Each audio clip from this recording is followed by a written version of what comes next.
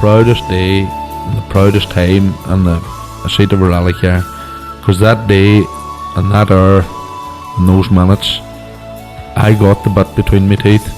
You know, I really stood up and was counted and said, this is not getting away. I remember when we pulled on our helmets and Donald says to me, what are we doing? I said, we're going for gold, Barrett. That's all was said.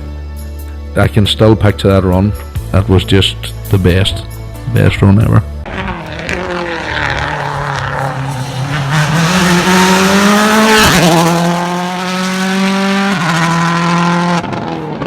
Welcome along to Krunching Gears, the Rally Podcast, Season 3, Episode 8. Connor, something a wee bit different this time. Indeed, another special and a pretty exciting one, Al, if I do say so myself. Yeah, for sure. We all know that Donna Kelly has, the Stables Motorsport, the centre, and like what a place it is. And when he puts his mind to having another car, he goes to town, And just over the Christmas period there, he launched his Vincent Bonner Manta from 1988. Vincent done Donegal in '88 in this car, and like the attention to detail is second to none. And like Connor, the Manta was like for us, we're of the same age. The Manta was the car. Oh, listen, that's when I really got into rallying, and it was watching Bertie Fisher and Jimmy McRae and Russell Brooks on the circuit and the Ulster fighting it out. And then when the Manta came down to then, Vincent having won and, a few other drivers having won in Ireland, and obviously Austin McHale as well, being in the thick of those battles. It was an incredible car to watch. It was just a delight. I loved it. It was one of my favorite rally cars. Yeah, like it was the noise, it was the sideways action. It was, as you say, some of the names like Billy Coleman, Austin McHale, Bertie Fisher, and then, like Steve Emerson even, all those guys like Bill Connolly, like the names that you can think of and you associate with the Manta, that just, the Michael Barble, another man too, just the amount of names that start popping into your head when you start thinking about the Manta, they were iconic for our age group. And like, they were the kind of, even whenever the Group B disappeared, the Manta hung about for a few years as well too, because it was so good. Absolutely. Between, lanes rallying, stage roads, gravel, even Lurgan Park, it was a regular feature, in and around the trees there. And it was a big beast of a car, but still, that it floated around the corners and around the trees. Yeah, and like, we talk about cars having a distinctive noise. There was like, it wasn't really like a bark, it was more of a growl that the Manta had as well too. It was a very distinctive noise. You knew it was a Manta coming down the road.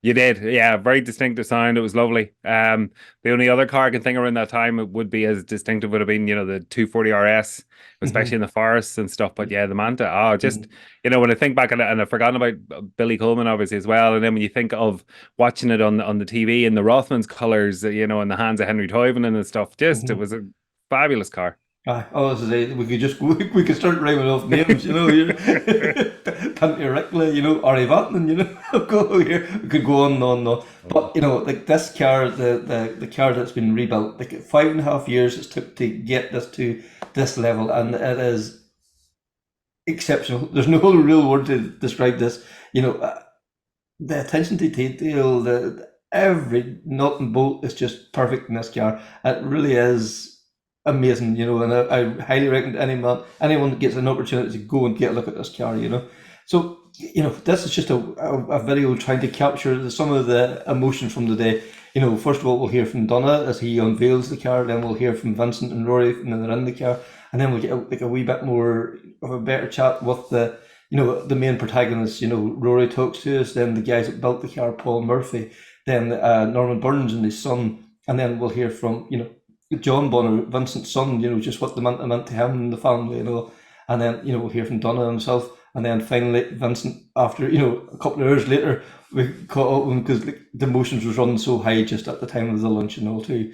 What a story. So let's hear from the first of all, Donna. Thanks to Paul Murphy, who instigated the project, along with Norman Burns, his two sons, Jordan and Daryl.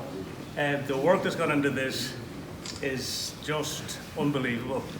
Guaranteed, this is the best Opel Manta in the world, no doubt. And it's great to have Vincent here, who everybody knows at this stage was my hero in rallying, and thankfully Rory, who's my current co-driver, here to unveil the car that competed in Donegal in 1988. So, and I remember as a kid in '88, all these cars parked outside our house, just outside Donegal town, and up speaking to Vincent, and it was like speaking to God. It was unreal. We won't wait any longer. No people want to see this. So, guys, if you take it from the front here.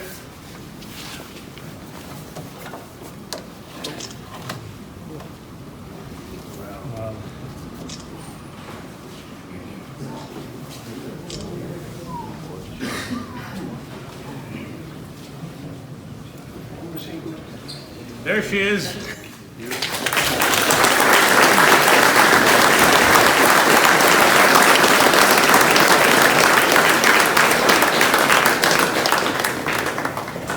What can you say? Very emotional. Unbelievable. So, one of you guys want to just see if we'll start? I'll start now.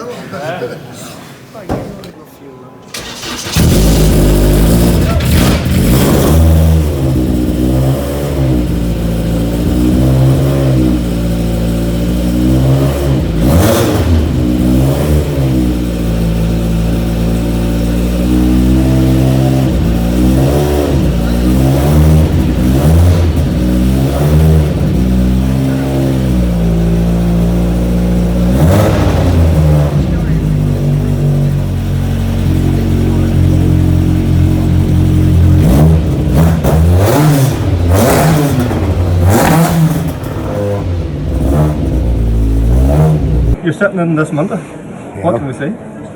Unbelievable. So emotional. I mean, 1988. You know what I mean? 2023 now. Unbelievable to be able to come back and sit into the like of this. You know. Yeah. Beautiful. Yeah. Oh, Rory, it's like reeling in the years. This. Reeling in the years, Kevin. Sure, it's an incredible moment that somebody would go to this extent, the cars. And it's a great credit to Donna and Norman's boys as well for putting this car together. Like, as Vincent says, very emotional. 88, we finished in 88, we finished 4th place in this car in Donegal Rally. The numbers and everything still in there, so it was fantastic to get the opportunity to be back here again. Like. You would think, you know, that Oh, for fuck's the brown book. sake. Oh, for fuck's sake.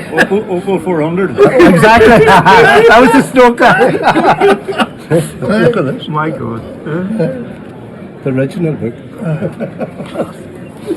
Class. But you would think, you know, that he made it, you know, that it was custom fitted for it. I mean, it's so, you know, everything's perfect. Just, you know, just slide in behind the wheels. You know, I could just take this out and rally it now. I'm telling you now. You want to get convincing to get back out? No, I'm telling you now. I'm high and I'm the way that I would be, you know. I just can't get over it, you know. Rory, to see your name on the side of this very special Manta here today, you know, we've seen the reaction earlier to the car. It's something special here today. Very special event. Kevin and I were delighted to be part of this, and you know, fair play to Donna and the team that put this car together. As you can see, it's an incredible example of craftsmen at their work, and you know, the car, it does huge justice to what the car was originally. Vincent and I did Donegal Rally in 1988 in this car, finished 4th, and I think if I remember right, we pushed Bertie Visser all the way. And the stages, ironically enough, are all in around this area where the museum is here, over in Process. Yeah, and like, you know, you talk about the workmanship, you know, the attention to detail in this car, it's an absolute credit to the guys involved. Well, if you think back, the people who done this was Norman Burns and his 2 sons, Darryl and Jason, I think. And in fairness, back in the day, Norman was the man who put these cars together for Sydney Meek at Sydney Meek's workshop in Bush in County Tyrone. And they've just really rolled back the years. It's 40 years, I think, really, of what we're looking at here. And they've produced this car to an incredible standard and something that we can all be proud of, and delighted to be part of it today. Yeah, because like, we've seen the reaction here today, you know, there's something about a Manta, you know, it just brings back so many memories. You know, we think of the Fishers, Vatnans, you know, McHale, all those names, they're all part of the Manta story. Well, you're absolutely right, Kevin. You think back, you know, the Rothmans Mantas and the Skonas came first, and thereafter, the dealer Opel teams with Billy Coleman, Austin McHale, and of course Bertie Stuffmack or Alumach version, like back in the day, and they were the optimum car to have at the time. And Vinci came along with this one, and absolutely took the best out of them. And they were a huge spectacle to see on the stages. And for Vincent to be here today, Vincent wanted to be here today to unveil this car. We're rolling back the years, but it was incredible testimony to him as well. And I'm sure he's very honoured, and we're all very honoured to be here today to see him do this. And I for one, I'm delighted that he was here to do it, and fair play to Donna for inviting us all. Yeah, and like another thing that probably is not probably thought about enough is like Sidney Meek was the go-to guy. If you needed a Manta built back in the 80s, Sidney Meek was that team that you want to. And to have Norman, who was part of the team originally, to be involved in this build as well too, that's just, you talk about squaring the circle, that really just completes the circle. Completes the circle, surely, Kevin, because I remember I was only a young fella now at the time, but I remember going to Meeks and back in the British Championship days when Russell Brooks and Jimmy McRae, Terry Cabey, Felix Vincent and Austin McHale, even all the cars would come there before the Ulster and the circuit, and it was a huge occasion. You look at this layout here today in Donna's museum here, it was similar to this all with Manta's pre-event, and they all used to come there for the check over, and you had all the different liveries. Russell Brooks was there with us, Andrew's Heat for Hire, and all the cars are. It's an incredible era of rallying in Ireland, and one that we all remember very fondly. Yeah, I think the Manta stirs the emotions, and no doubt in a few years' time, the current cars will do that. But to reel in the years the way we've done here today, this will be a day that will live long in the memory. Well, I think so. The highlight really was the unveiling of this car, and everybody can appreciate the amount of work and went into this and creating this masterpiece. And it's hard to believe, but almost inside the car is as good as outside the car in terms of detail and paintwork and so on.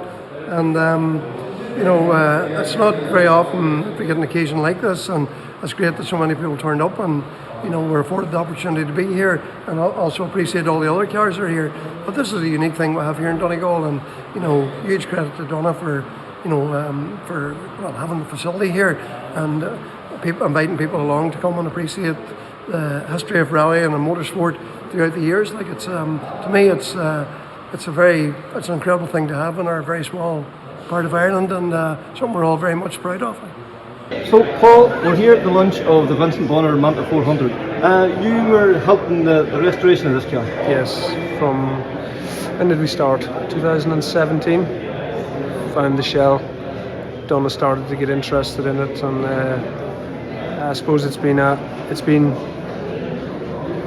The car was here last year, so it took 1 year from what you seen last year from finished paint to actually what you see today. So that was the previous 4.5 years were dry building and sourcing the parts, a bit of fabrication to leave the car right. But yeah, there's been basically 5.5 years. And when Donna said that tonight, I was a bit.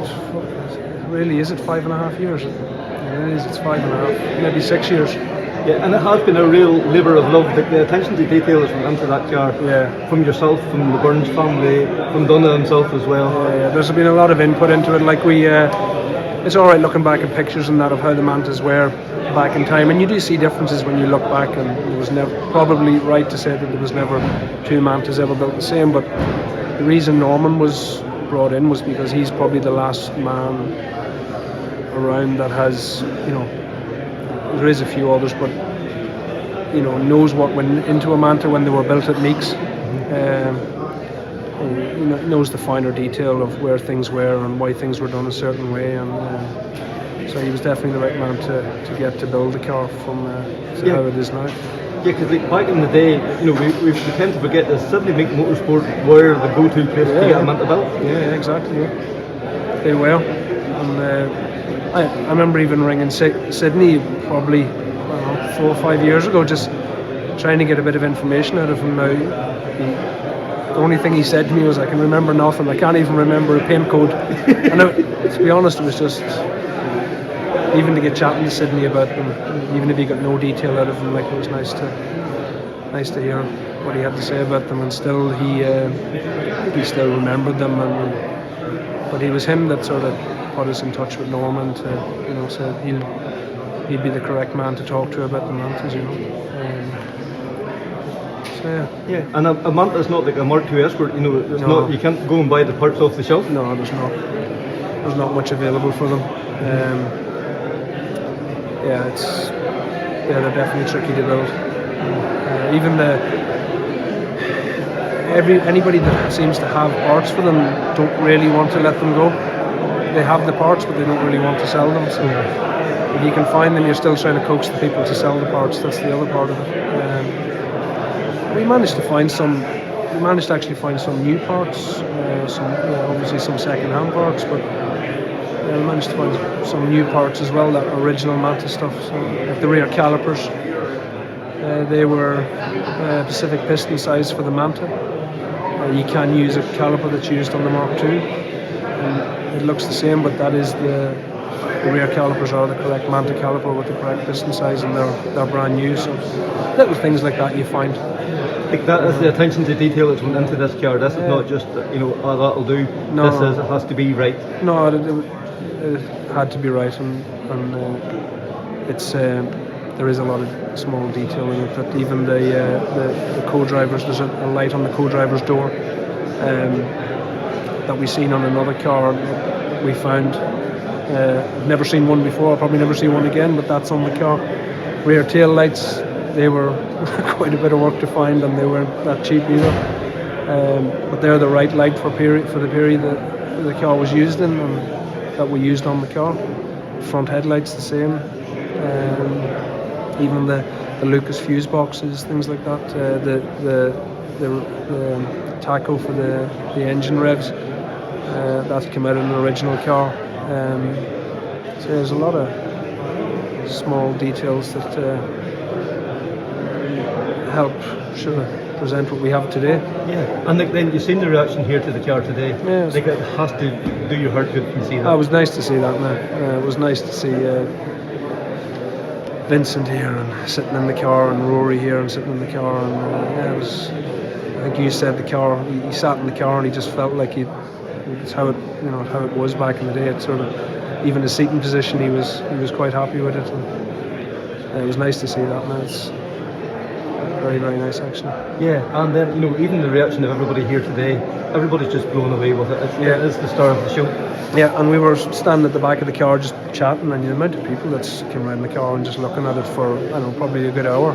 Just coming in and opening doors and having a good look around it, looking at the engine bay. I don't know what they think, but it's definitely they're making all the right noises. Yeah, they're making all the right noises anyway. Yeah. And Donna's happy with it, so that's the main thing. Thank you very much. That'll do. Norman, you get the call from Donna Kelly a few years ago now at this stage, I suppose, to help in the build of this Manta, and it has turned into something very special. Yeah, it definitely has turned out a very nice finished car. It was a big project for Donna to take on, and fair play to him for getting involved and supporting it the whole way through. It started life as obviously something he's a passion for, and to see it finished and completed was quite emotional, actually. So it was quite good from that point of view to have it complete and on its wheels and running for the event in Donna's museum. Yeah, and Jordan, you were there on the day. The reaction to the crowd, it really was total flabbergasted. Everybody was just it was speechless. Yeah, a lot of people didn't really know what to say. They sat there for a long time under the cover, and then they were waiting on the people arriving. So it seemed everyone was very impressed with it now. So. Mm-hmm. And Norman, you were there back in the day when these cars were the ultimate car. They were the world rally car of their day. For you to be back involved in the build of this again, then too, it must bring back a lot of memories. It certainly did, yeah. And I sort of had to jog my memory on occasions just to to try and get it all into place and basically try and get it as close to the original product as it was back in the mid 80s. Mm-hmm. It certainly turned out a very nice car. Now had been quite extensive work carried out on the fabrication of the shell and repairs. And as far as the bodywork is concerned, it was a major effort as well by Gareth Fletcher to get it painted immaculately, and the stripes and that sort of finish on it was a big task. Yeah, because like it is. Like Donna talked about a labour of love. Like everywhere you look, there's wee details that just blow you away. Like this was no rush job. This you can see why it took 5.5 years, because everything was done to the last word. Too many hours put into lots of detail. Yeah, it's when you get away from that era of car, and you're sort of come through the thing of the Group Bs and the Group As, and right up into like the current WRCs and R5s, stuff like that. There, it's turning the clock back massively, and I say, like, trying to replicate all that stuff again, without having to use like carbon fiber, and like the wiring loom had to be made in period fashion, so to keep everything in line with it, and as far even like air cup fittings and stuff like that, they had to be the older style fittings and things like that, and all that you sort of had to check yourself from time to time that you were still keeping it the way it originally was. Yeah. So it was a big ask. Yeah, because it would be so easy just to go, sure, that there's a newer, better way of doing that, but that's not what this project was about. This was a real proper throwback project.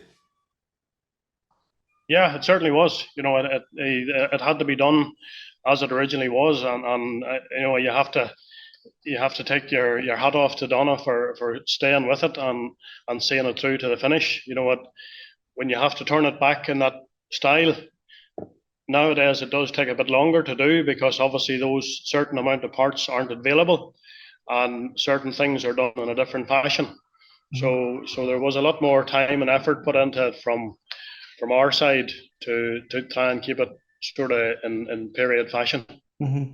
And like Jordan, you're more used to the newer R5s and all this kind of thing. Like, was it nice even to be working on something like that as well?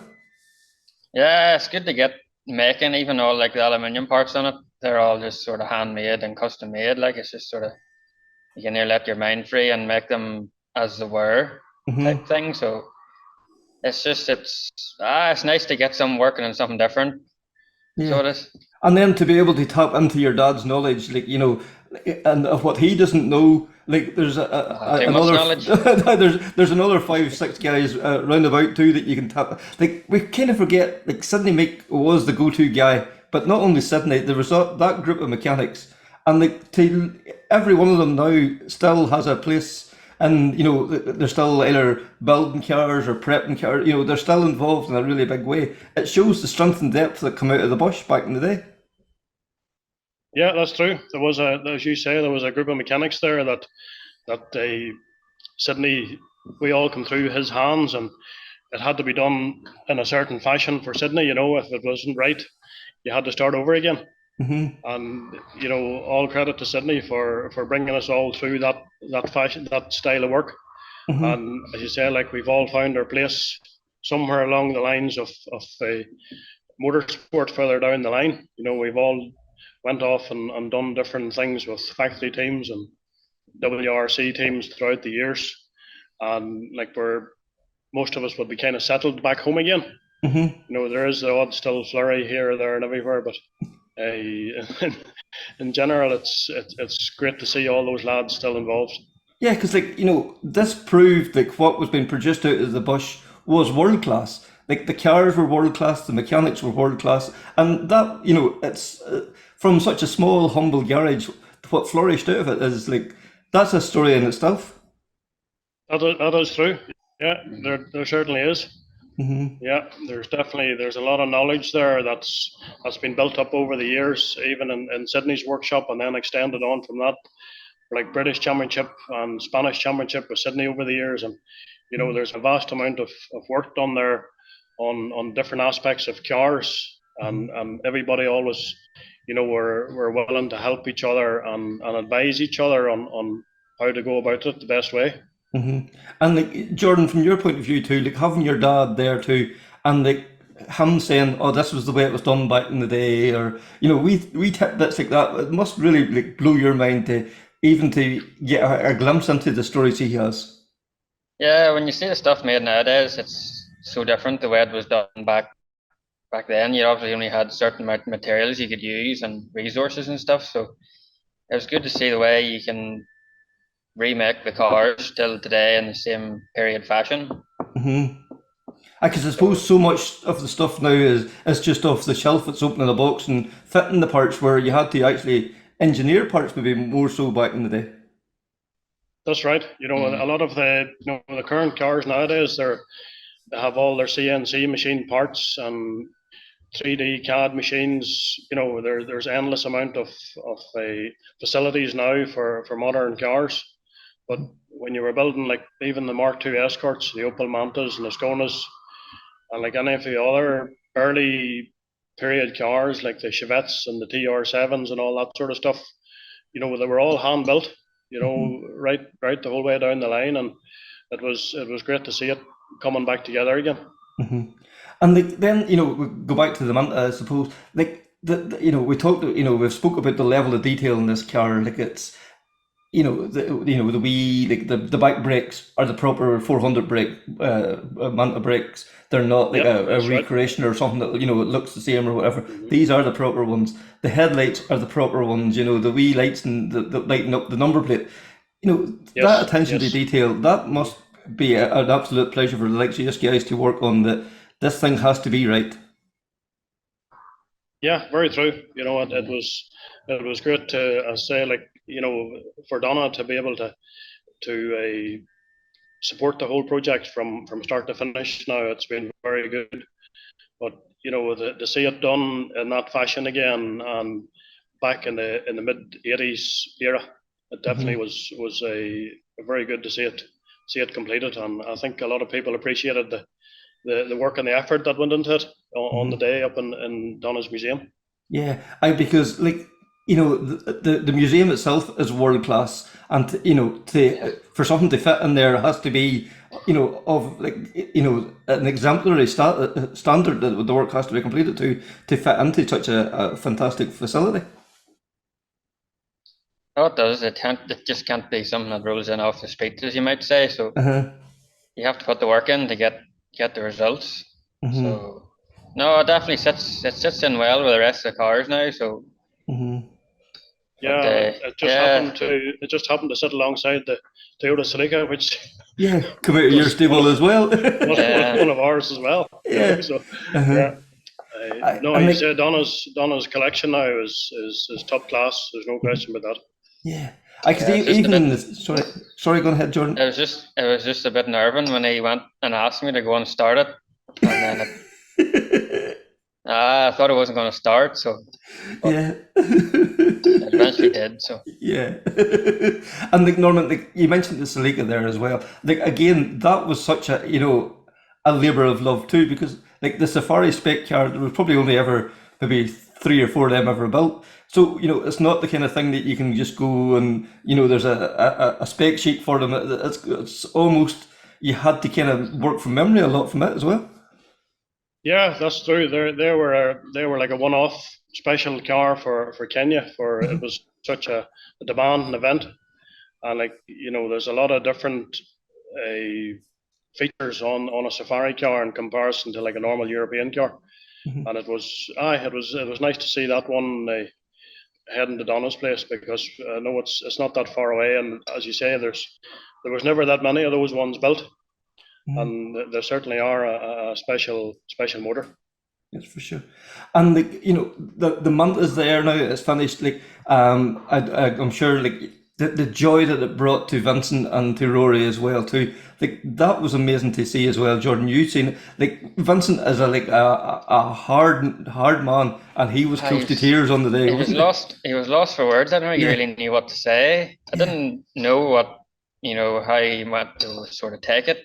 The car was just sort of presented to him and unveiled, and I think he was sort of took back a lot by it. So it's shown in his reaction, obviously too. So Because he even said when he sat behind the wheel, it was just right. You know, the seating position, like he wouldn't even alter the seating position. It just felt perfect. It was just like, it really was like going back to 1988 for him. Yeah. He must be the same fitting as me then. So.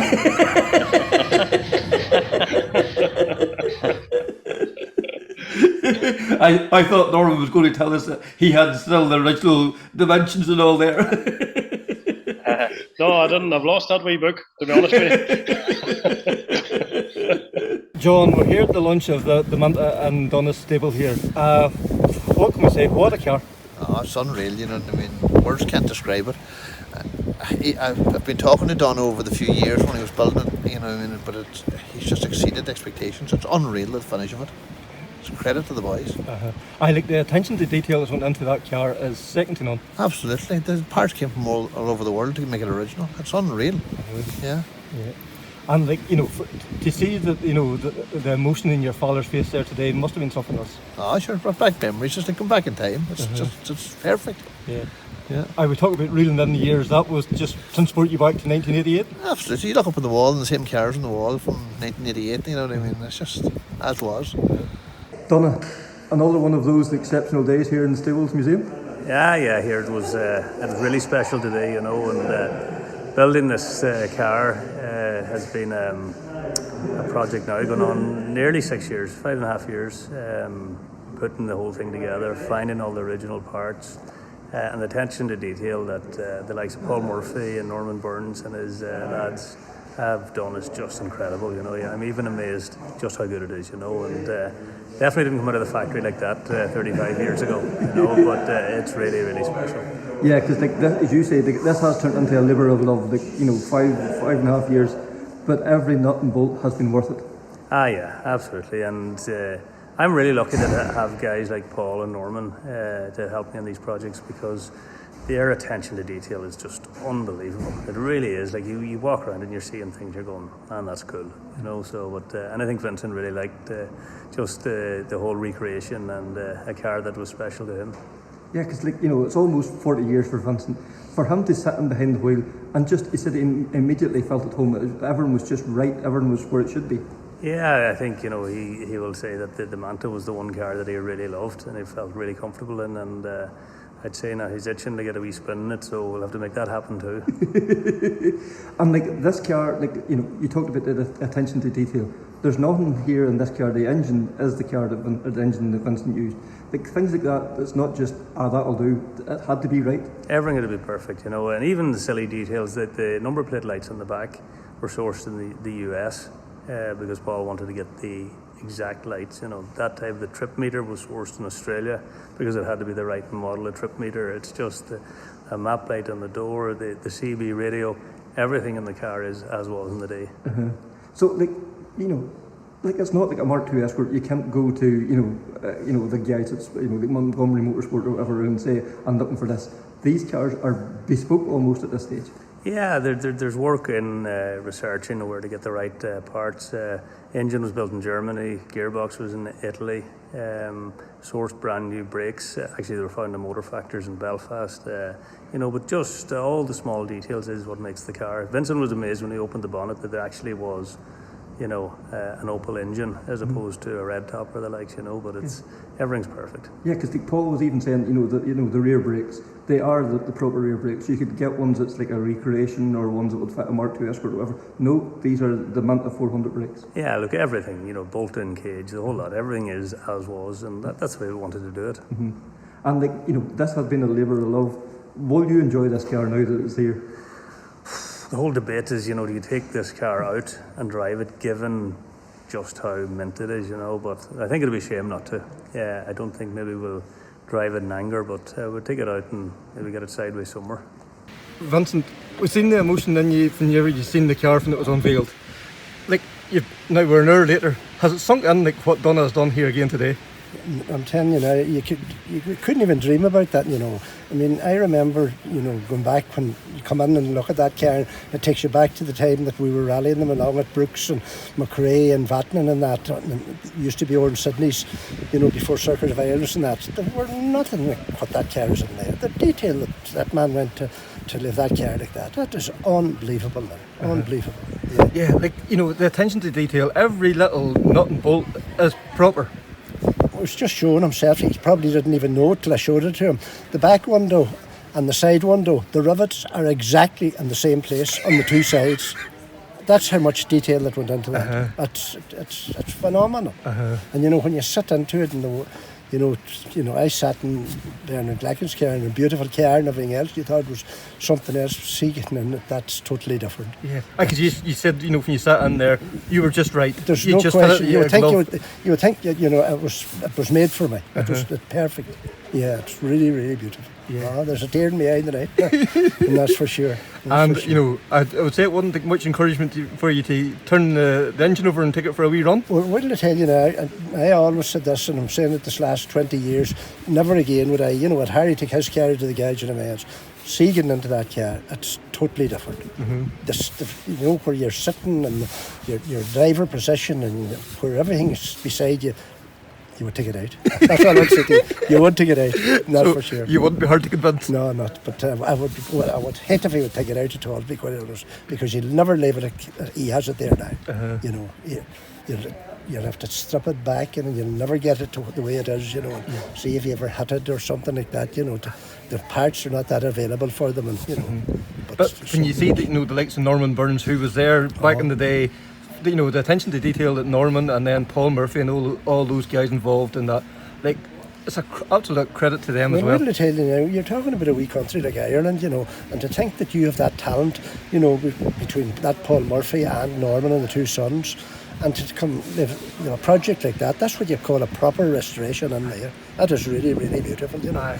And even, you know, the ones that they're doing now, you know, they're getting an engine from Germany, that replica engine from Gwent and whatnot. He got the original engine that's in that car now and sent it back over to Germany and got it rebuilt. That's the engine I used.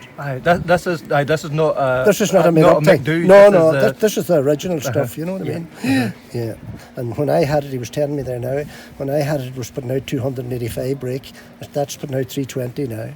It shows you the way the world come on and the modified and whatnot, all different stuff for the inside of it and that, you know. And like yourself and Rory were saying earlier too, the 88 Donegal had actually come down round Donegal town here. That's correct. So it's back in its home. That's right. And we rallied it out the road there. That's right, just out the road there. Yeah, that's right. Well, Vincent, no doubt, as you say, there'll be a tear in your eye tonight, and many another man as well. Well, I hope so. I hope it definitely took a lot of pride and happiness to me anyway, and I hope it does for anybody that's seen it on there. You know, that era and seen what they were like. I mean, it's definitely beautiful. Because you heard some of the people in there. Like, it's the star of the show in there today. No question about it. You know, there's a young fella there. He was 14, I think, at the time. He drives an ambulance or something. He works in the fire brigade, and we rallied just beside him.